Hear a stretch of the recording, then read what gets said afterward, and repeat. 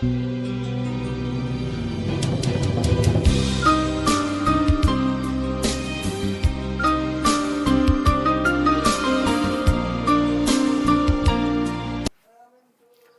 بين ما يكمل الاكل راح نستفسر من محمد ونسأله على الوضعية اللي بما انه هو طالب لجوء ويعرف اللجوء راح نسأله ونشوف شنو راح يحكي لنا عن اللجوء، شنو الطريقة اللي يجي بيها وشلون شاف الوضعية هنا.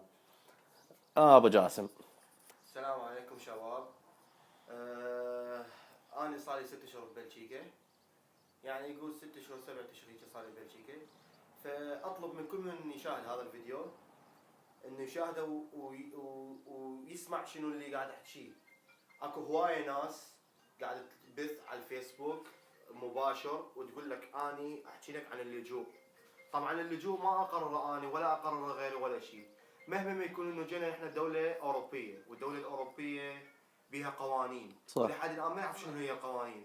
اكو ناس تجي تقول لك صار لي 3 اشهر 4 اشهر ببلجيكا، تقول لك احكي لك عن اللجوء، سواء ببلجيكا سواء النمسا سواء بكل مكان. زين. احكي لك عن اللجوء. اللجوء ما اقدر انا احكي لك عنه. جوز احكي لك عن نفسي صار بالمقابلات، صار وياي اوكي ماكو اي اشكال. بس اللجوء يجي يحكي لك اكو ناس اخذت اقامات واخذت جنسيه، وبعدين اللي عرفت بمرور السنين، يعني مثلا ابو الميرا ماخذ اقامه ويدور له على بيت يوم لك ان شاء الله يا رب. اجمعين ان شاء الله. بس ما يقدر يقول لكم، يقدر يقول لك عن صار وياه وشلون عبر هالخطوات وشلون عبر الكم وشلون قضى ايام. اوكي ما عندنا اي اشكال، نقدر نحكي لكم عن هاي الشيء. بس ما احكي لك عن اللجوء واقول لك تعال وتعال وتعال وهالسوالف. فما نطلع وعود العالم على مود لا تتفاجئ العالم. اكو هوايه شباب يطلعون على الفيسبوك ينزلون فيديوهات ويقول نحكي لكم عن اللجوء ويورطون غير عالم. اتمنى من هاي الشباب كلهم اخوتي اللي يزعلون من عندي من هذا الحكي. اتمنى من كل الشباب انه هذا اللي شاف هذا الفيديو، يعني رجاء احد لا يبث فيديوهات، لا احد لا يخلي العالم تجي على المكانات الغلط وبعدين تتفاجئ. اكو ناس بايعه بيوت، اكو ناس يعني نصيحتك بالله شنو شو تقول بس؟ شوف نصيحتي شباب، انا صار لي 7 اشهر تقريبا 6 اشهر ببلجيكا. زين. مقابل مقابله اولى ولحد الان طبعا احنا طبينا سوا انا. اي سوى انت جتك اقامه قبلي وانا بعدني تعرف الثانيه لحد الان، مقابله الثانيه لحد الان انا ما جتني. انا صار لي 6 اشهر ما جاتني مقابله ثانيه. انا اول ما جيت بلجيكا بثلاث اشهر بثلاث اسابيع عفوا قابلت المقابله الاولى. حلو. وبعد المقابله الثانيه صار لي 6 اشهر تقريبا، حدود 6 اشهر وشويه. زين اللي يجي لهنا ويوصل يعني اقل شيء يتحمل ايش قد بالكم؟ والله باوع يتحمل الكم ويتحمل الاكل اللي يطوه ويتحمل كل شيء مهما ما يكون. الفتره ايش قد تتراوح؟ والله هي فتره بيد الله. اكو ناس قاعد تاخذ ب5 اشهر، صح. اكو ناس قاعد تاخذ. انت ابو المير صار لك ايش قد اخذت؟ 6 اشهر؟ 7 اشهر انت اخذت او 8. ما اخذت. ومع العلم بصمنا سوا انا وابو المير، صح. بصمنا. انت الله سهل لك وخذت انا لحد انا ما اخذت. الحمد لله. هي حظ. اوروبا كل بصوره عامه حظ. زين. بس اللي ولا تعتمد على الكيس ترى محمد، لا تحكي. ومهما ما يكون هم جاي يساعدونه، هم جاي يوفرون لك الاكل، جاي يوفرون لك صحيح ما يعطوك الشيء اللي يكفيك. زين. بس هم مو يعني مو واحد اثنين. زين. هم يعني شو اقول لك؟ آلاف مؤلفه يعني. صح. يعني واتمنى من الشباب لا حد يسمع حكي، ترى اكو حكي الكمات هواي. اذا واحد حكي حكايه خابر صديقه وخابر الله وخابر الله وخابر الله فانتشرت هاي السالفه. زين. فاللي تاخذ اكو مسؤوله عليك سيستم تروح لها تسالها صحيح هذا الحكي ده، سواء تعرف انجليزي سواء ما تعرف فرنسي. احنا لغتنا بلجيكا فرنسي وهولندي. زين.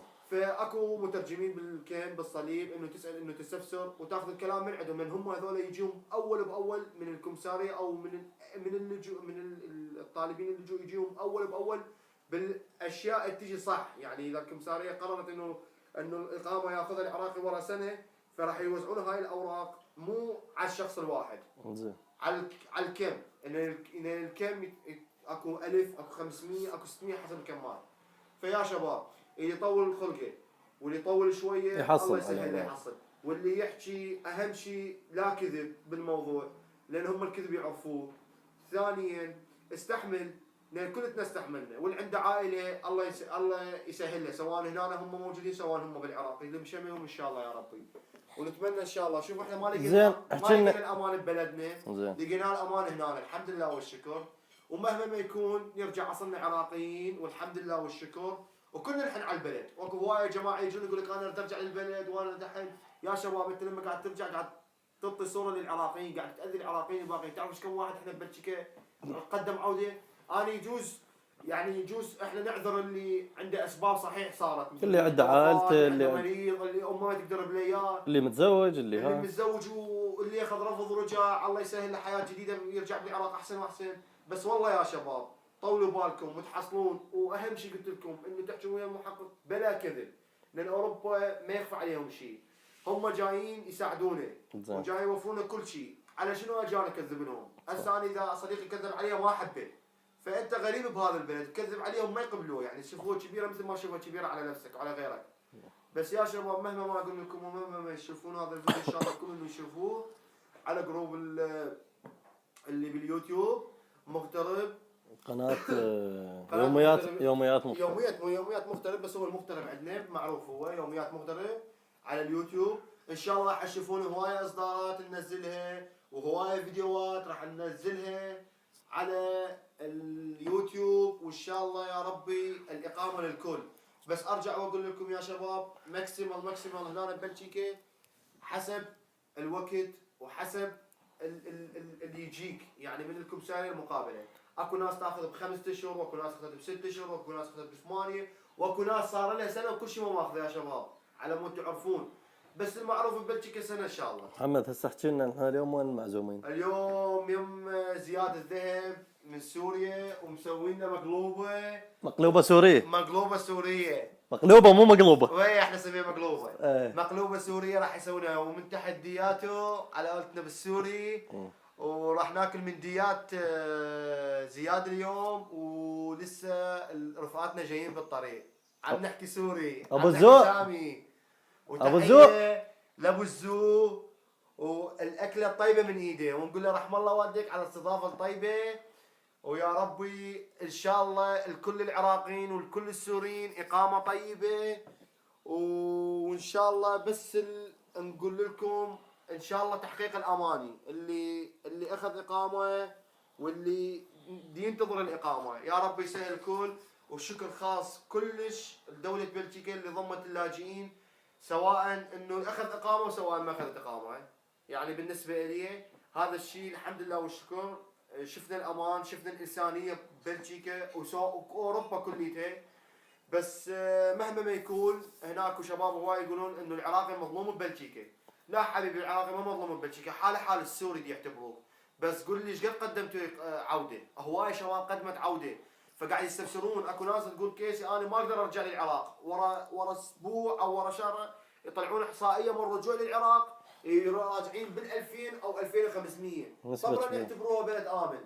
يعني هسه انت من الناس يقول لك تختار ترجع للموصل اللي بيد داعش لو ترجع لبغداد. طبعا انت ما تقدر ترجع للموصل حتى لو كنت انت من الموصل، صح. او من صلاح الدين او من سامره، ويا رب كلها تتحرر وترجع ان شاء الله.